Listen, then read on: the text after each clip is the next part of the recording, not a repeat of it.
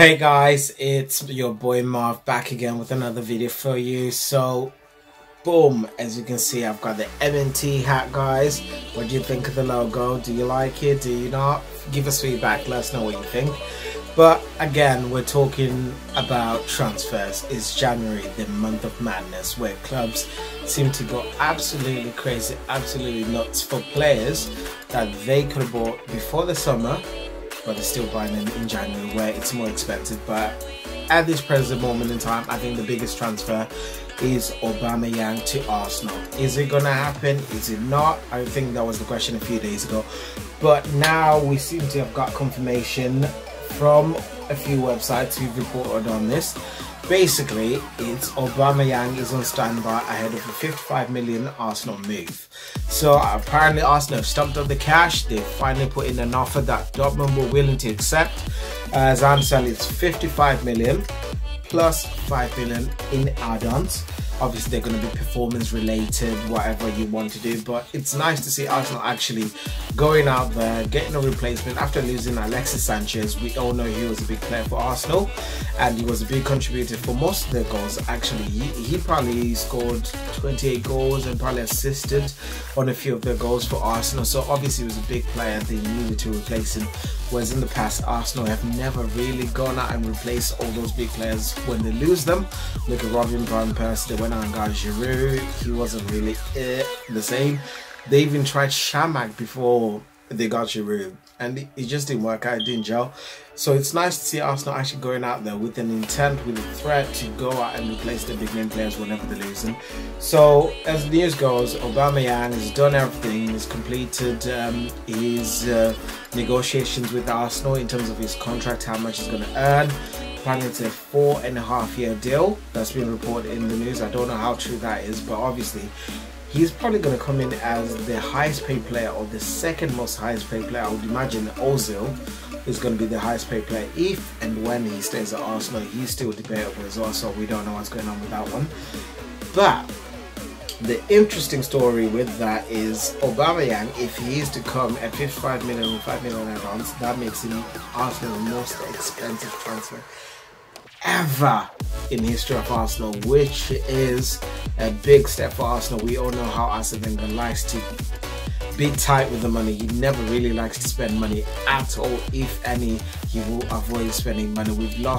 Arsenal have lost so many players due to Arsene Wenger not wanting to pay the actual transfer fee for those players. So I can name a few. There's quite a few players that Hazard, I think Kante as well, they didn't want to pay for him as well, so they lost him. And a few other players like your Zlatan Ibrahimovic, your Ronaldo's. We know the big story about Ronaldo not going to Arsenal because Arsenal weren't willing to pay 11 million at the time, but United were, and they lost that transfer. But it's interesting to see Arsenal actually go out there and spend this money. So that's a good step, positive step, and making him the highest or the most expensive player in their history. That represents a big step for Arsenal as a football club in itself, and also go into the future where football clubs are spending ridiculous monies on just a single player. That's relatively low for Arsenal, considering United just paid 75 million for Lukaku, and look at City, they've just paid 65 million, I believe, 65 million euros for Laporte, who's a defender.